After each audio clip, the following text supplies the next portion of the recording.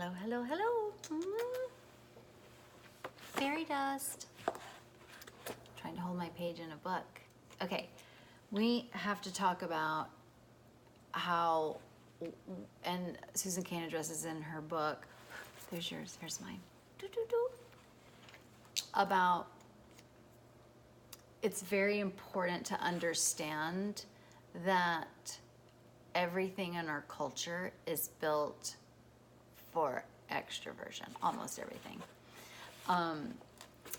When I read the last chapter of her book, I cried of this book, Quiet, because it is directed toward children, and the way she talks about how to raise an introverted child, I just wept, because what I would have given for any of that, it would have helped me so much.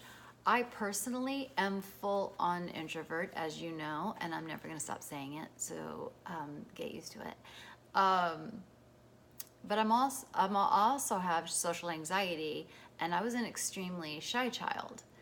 And so she explains it in a way that basically, if our culture had been different, if our culture had honored introversion, honored and understood introversion, that I may never have progressed to being shy or to having any social anxiety or social awkwardness. Well, no. I would always be socially awkward. That's fun. It's just me. But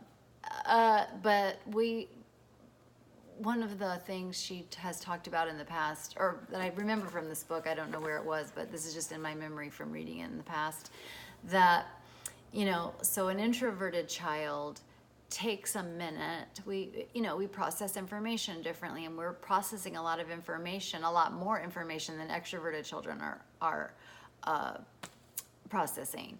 And so and notice the pauses that I take, that you probably find super annoying. That's my introverted brain trying to think about things and going off on a tangent and coming back. And that's just the way my introverted brain works. And so it is. And so, okay.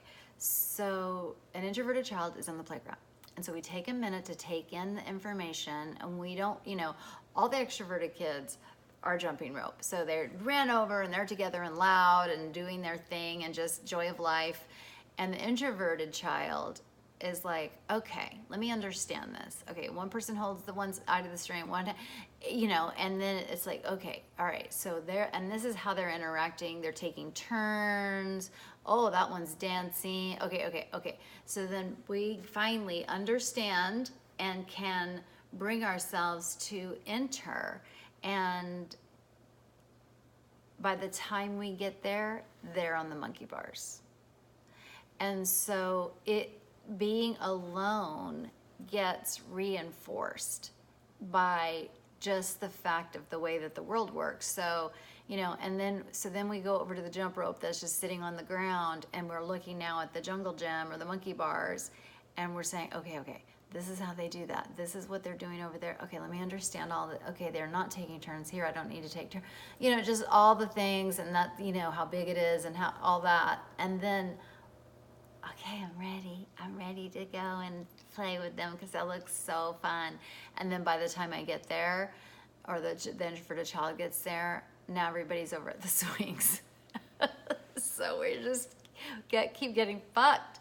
Like we just keep, that didn't sound right, but that we just keep getting thwarted. And so we have to, so that's how a lot of us end up shy, because we don't get this experience of that social interaction. So that leads to the social anxiety, because we don't actually get the experience. Like all these other kids are getting all this experience on socializing with each other. We don't, because we take a minute or two or three. So that's how, the way that I understand it, the way all that works. And so through the course of my life, I've become less shy, because I've trained myself and I put myself in situations after thoroughly understanding them a little bit faster. And frankly, it's easier for an adult. You know what? That's not true. it's both and. You know, sometimes it's like, okay, you know, like I got to go into my office and then, okay, I go by the water cooler. They're doing small talk. Let me peek over to the water cooler when nobody's there. So I can go get my water and I don't have to talk. But anyway, so through, you know, you grow up and you become more used to having these interactions and conversations. But as a child, no. So listen to this.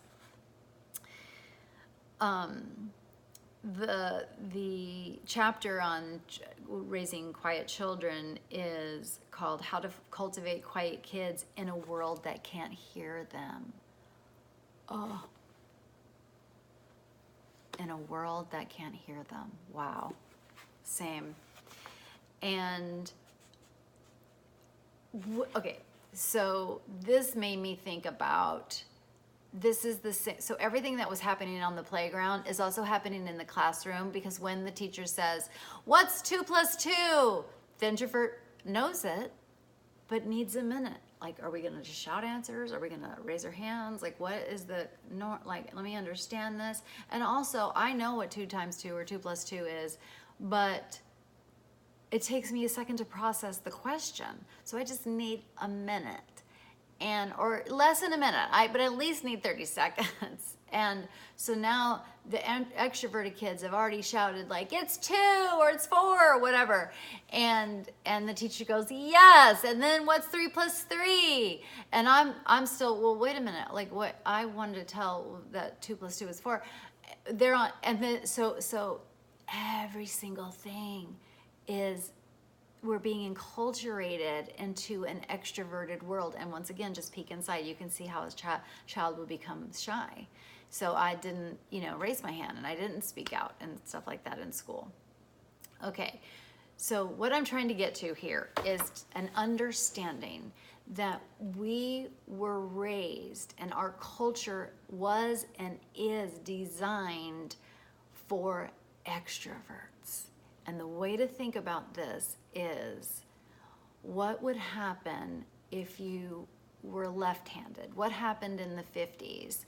You know, I know my uncle, he had his hand hit with a ruler and he had to write and stuff with his hand with his hand behind his back, or he had to sit on his left hand to write, even though he was left-handed. That's what we're doing every day.